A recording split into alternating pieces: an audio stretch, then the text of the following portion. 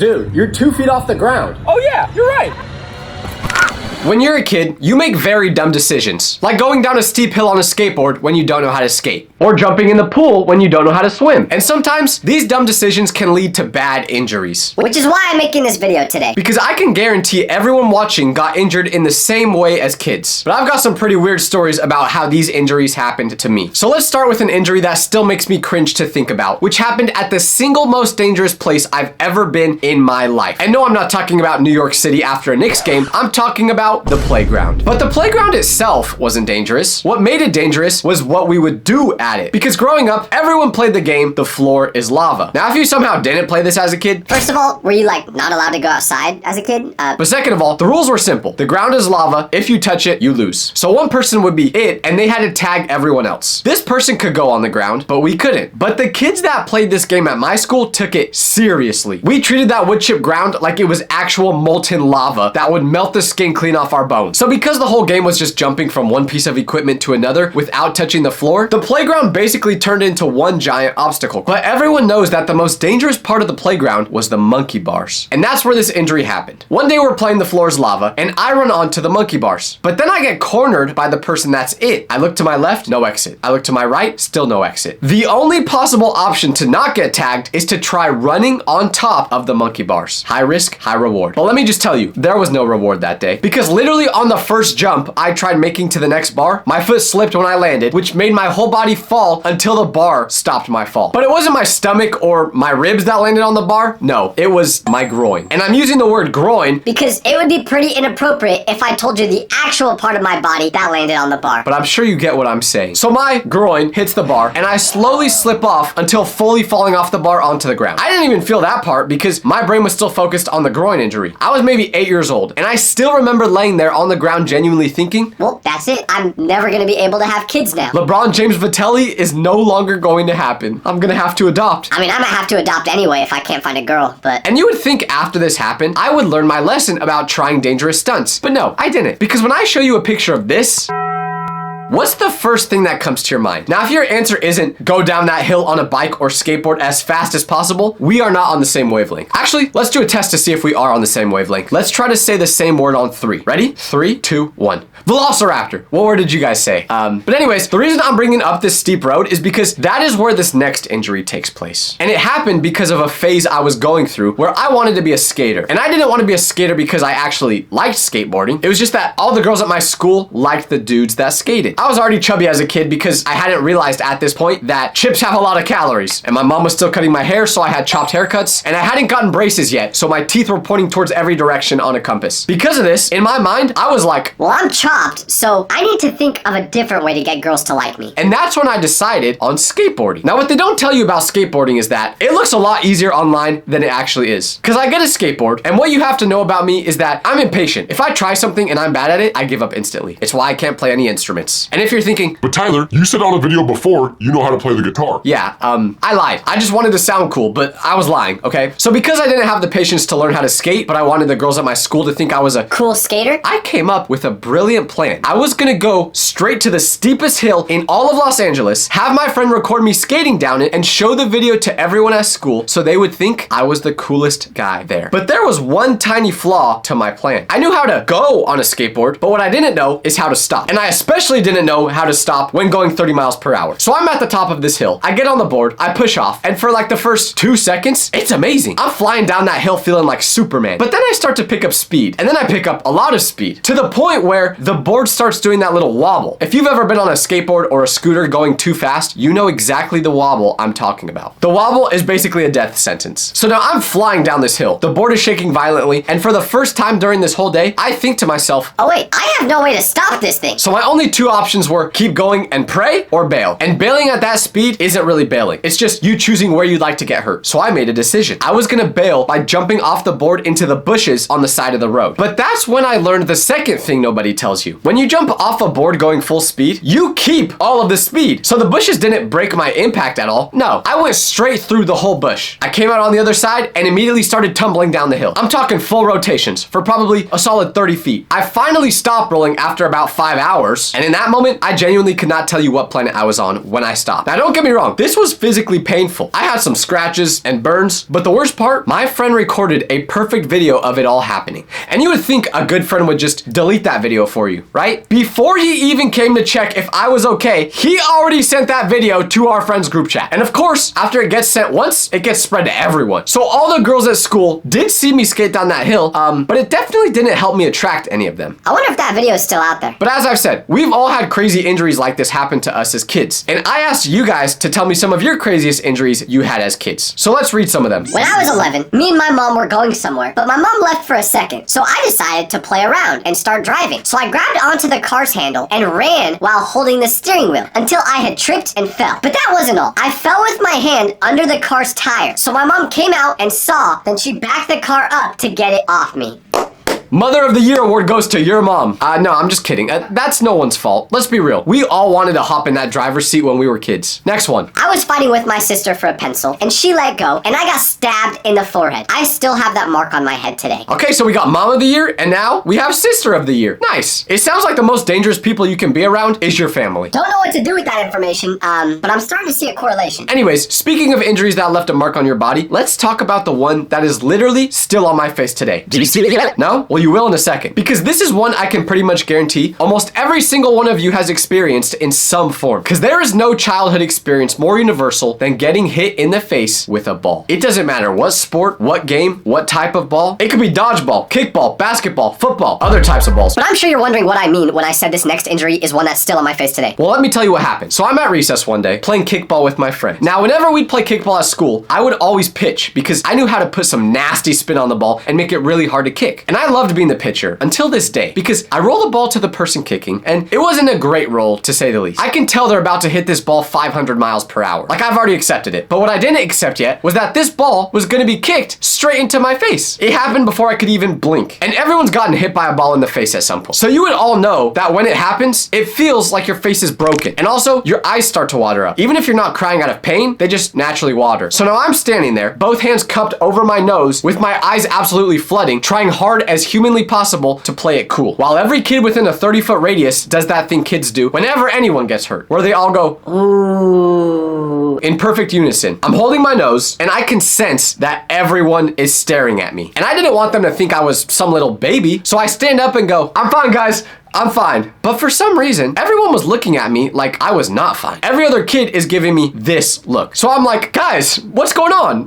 What's wrong? I told you I'm okay. But then one kid just goes, your nose. So I actually touched my nose for the first time, and that's when I realized, wait, my nose isn't where it's supposed to be. Unfortunately, I broke my nose that day. And that is why I said at the beginning of this story that this injury is still on my body today. Because if you've never noticed, my nose is now perfectly straight. I know, guys, you all thought I was perfect. You all thought my face was super handsome and amazing, but I do have some flaws, okay? My nose does lean towards one side. It's not super noticeable, but I notice it. And now that I've told you, you're probably gonna notice it too. Which I'm already starting to regret. But I'm telling you, the crookedness in my nose was not there before recess that day. I had a perfectly straight, respectable nose. And then one kid with the kicking power of Erling Haaland changed that. So now, whenever someone meets me and they get that little look, that little, something's slightly off about his face, but I can't quite tell what. The answer is kickball. Kickball ended my modeling career before it even started. I could have been on billboards, runways, but instead, I got a permanent curve in my nose and a lifelong flinch reaction anytime a ball comes anywhere near my head. Now, most of the injuries you get as a child are simply because you or your friends were acting dumb. Kids need entertainment every second of the day. So if there is no entertainment, they'll create it themselves. But let me just tell you right now, don't do this. Just learn to be bored, because if you don't, you're gonna end up like me after this next injury which occurred. And the thing that caused this injury was the world's worst combination since wearing a white shirt on spaghetti night. Now, what am I talking about? Scooters and shins. We all have gone through the unfortunate event of getting a scooter bashed against your shin. It's one of the worst pains a person can feel. So of course, my friends and I thought, oh, we should turn this into a game. And this was the game. Me and my friends would line up and we'd take turns swinging our scooters and banging them against each other's shins. And then the other person would do it right back to you. And we would just keep going back and forth, harder and harder. And whoever quit first lost. That was the whole game. There was no prize. There was no point. The reward for winning was just saying you won. It sounds dumb to talk about now, but at the time, it was our favorite thing to do. Now, the reason playing this game didn't send all of us straight to the hospital was because we were like 7 years old. We had no muscle whatsoever. So even under conditions of maximal voluntary exertion, a 7-year-old simply lacks the capacity to generate sufficient force to inflict meaningful structural damage. But to put that in simple terms, a 7-year-old ain't strong enough to cause real damage. so it hurt, sure, but it was survivable. We'd walk away with bruised shins at the worst. Until one day. This day, it stopped being a game. Because two of my friends got into an actual argument right in the middle of playing. Like, they were genuinely mad at each other over something completely unrelated. I don't even remember what it was about. And when it became one of their turns to swing the scooter, instead of the normal friendly bash, this kid wound up and put every single ounce of his anger into the scooter. But we have to stop, because what I'm about to show you is one of the creepiest things I've ever seen. This is 11 pages of information that some random companies claim to know about me. Apparently they have old addresses, phone numbers, relatives, emails, even stuff I genuinely don't remember ever giving anyone. The weirdest part is this isn't some government file or anything like that. It's information that's collected and sold by companies most people have never heard of. They're called data brokers, and they're making billions by selling people's personal information. That's why this video is sponsored by Aura. Aura identifies the companies selling your personal information, automatically sends removal requests, and keeps working to remove you from new ones that pop up. There are other services that do parts of this too, but Aura packs in more protection for the price. One thing that stood out to me is their fraud alerts. Aura says they send them 650 times faster than competitors. So instead of finding out minutes later, you can know almost instantly. Aura is also a US-based company whose business is protecting your information, not monetizing it. Your personal information is encrypted, and Aura doesn't sell it. The reality is, your information could be getting bought and sold right now while you're watching this. I'm not leaving myself or my family vulnerable, and I don't think you should either. So go to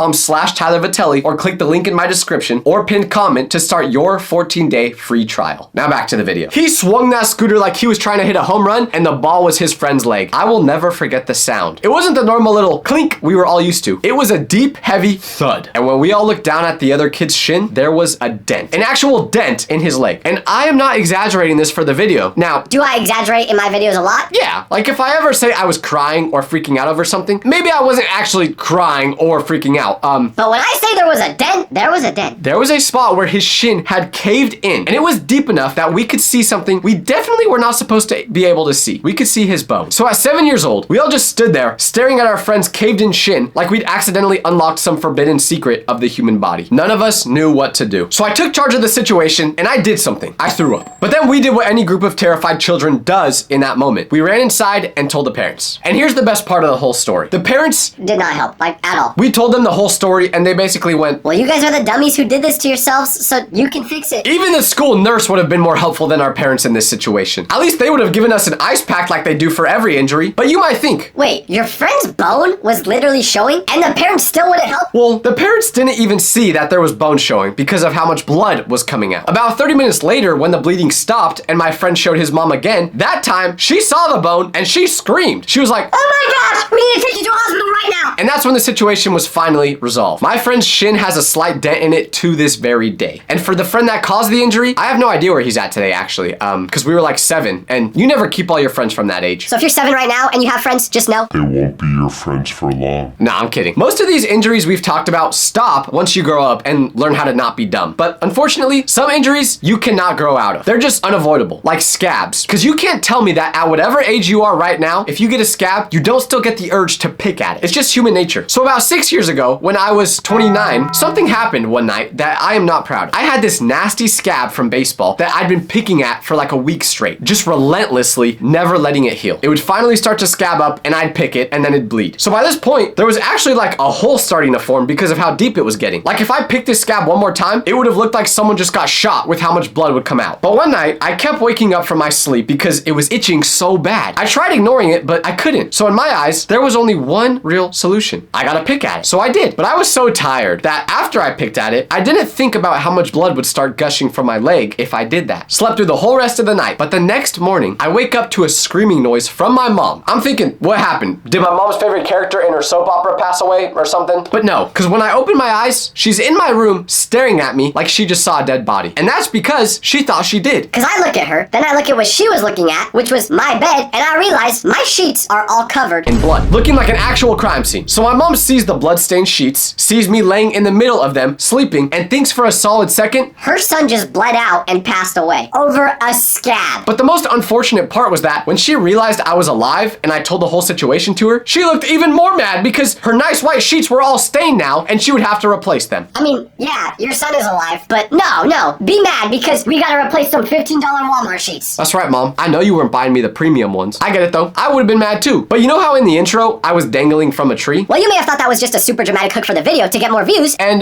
yeah, it was. But the reason I put that clip in the intro is because I had a very traumatic experience with climbing a tree when I was younger. And no, it wasn't me falling 5 inches onto the ground. This was actually serious. Because at the house I grew up in, there was this one big tree in my backyard. And have you ever just seen a tree and thought, yeah, that thing looks perfectly climbable. like it just had every attribute you need for a perfect climbing. So I would climb this tree from time to time. And although my mom thought it was dangerous, she never told me to stop. The only rule she had was that I never go up to the very top. Because going up about 3/4 of the way to the top of the tree was easy. But to make it to the very top, it got dangerous. I'm talking that one dude that climbed El Capitan dangerous. Or at least that's what it felt like. And what's the one thing you want to do when your parent tells you to not climb a tree? You want to climb a tree! So I'm climbing this tree, trying to get to the very top. And to my surprise, I was able to do it. I got past the hard part, and I could see over the whole city from the top of this tree. The only issue was, there was one thing I didn't think about. How to get down. Because yeah, climbing to the top of the tree was pretty difficult, but getting down, that was almost impossible. Going up, you can see exactly where you're grabbing. But coming down, you're blindly reaching with your foot onto nothing, just hoping it finds a branch. And the second I looked down and realized just how high up I actually was, all my confidence vanished instantly. But I knew I couldn't ask my mom for help because She would be mad. So I only had one option. Stay in the tree for the rest of my life. Just become a bird. No, I'm joking. The only option was to just wing it and try getting down that tree myself. So I'm making my way down, trying my best. But there was this one part where I had to jump down a little bit to get to the other branch of the tree. And I had to do this guessing where that branch I'd be landing on was, because I was hanging like this.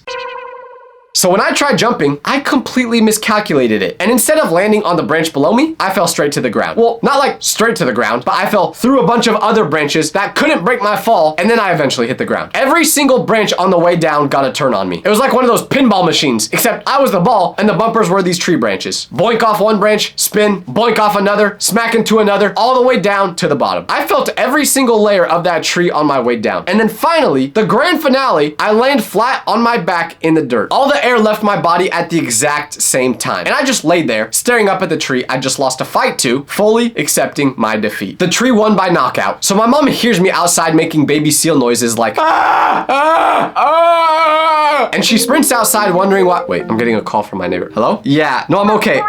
No, I was screaming for a video. I'm not in any danger. Thank you for calling though. Okay, bye. Okay, my neighbor just called me because they heard me screaming and they thought I was actually in danger or hurt. So shout out to my neighbor. But anyways, my mom hears me making these noises, so she sprints outside wondering why her baby boy is no longer capable of using words. And I just go, tree, I fell out of the tree. Did I tell her I fell from the very top? Of course not. But I think she was smart enough to realize what actually happened, because she also had no sympathy for me, which fair, I get it. But that brings us to an injury that I honestly don't even like talking about. It just brings back too much pain. I can still almost feel it in a weird way whenever I think about it. And this injury happened because of something every person dreams of doing: knowing how to backflip. It's just the coolest thing you can do. If I knew how to backflip, I'd be popping it out everywhere. At a wedding, backflip. At a party, backflip. Heck, if I could do a backflip, I'd whip it out at the funeral just to get the mood of the crowd up. So I was determined to learn how to do a backflip when I was younger. But everyone knows the best way to learn how to do a backflip is to practice it at a trampoline park. So I would go all the time trying to learn how to backflip. The only problem was I'm a coward. Every single time I tried to do a backflip, even at a trampoline park, I would chicken out halfway through. I'd commit to the jump, get like a quarter of the way around, and then panic and bail, landing in some twisted half flip that looked nothing like a backflip and everything like a guy falling down a flight of stairs. And every friend group had that one kid who could actually do a backflip. The kid who landed clean and then act like it was no big deal. And when you'd ask him how to do it, he would be like, Just flip. Oh, thanks, Greg. That's very helpful. So one day, we go to the trampoline park, and in my head, This is it. This is where I finally learned. Because on this day, some girls came with us. yes,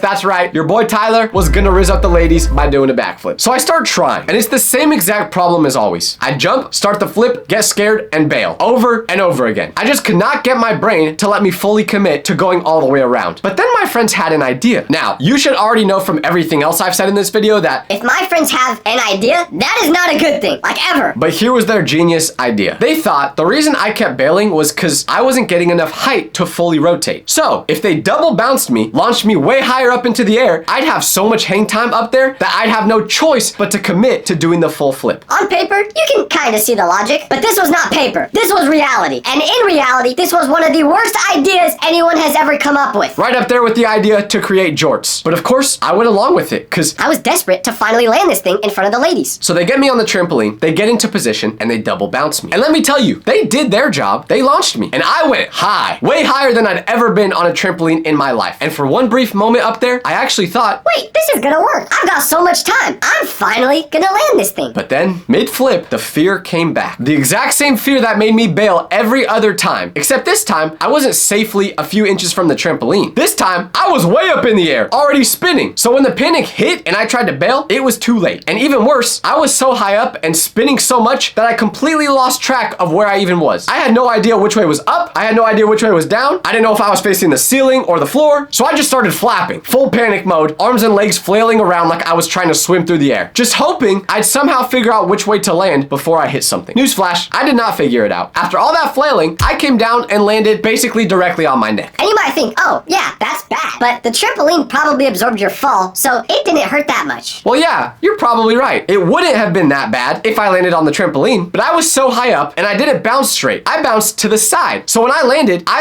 on the rubber floor. Nothing to brace my fall at all. But remember, there were girls there. And oh, no. You cannot show pain in front of the girls. So my first instinct is to get up as quickly as possible and act like I was completely fine. But the moment I get on my feet, I just start throwing up. Not once, not twice, but like 5 times all over the place. That might sound like a weird reaction, but I looked it up and apparently when you have a traumatic head injury, it can cause you to vomit. So that's what happened to me. And it's safe to say, me vomiting everywhere did not impress the girls. I mean, at least as far as I know. To the girls watching, if it did impress you guys, hit my line. I'm still single. I do this every video, man. I need to get a girlfriend.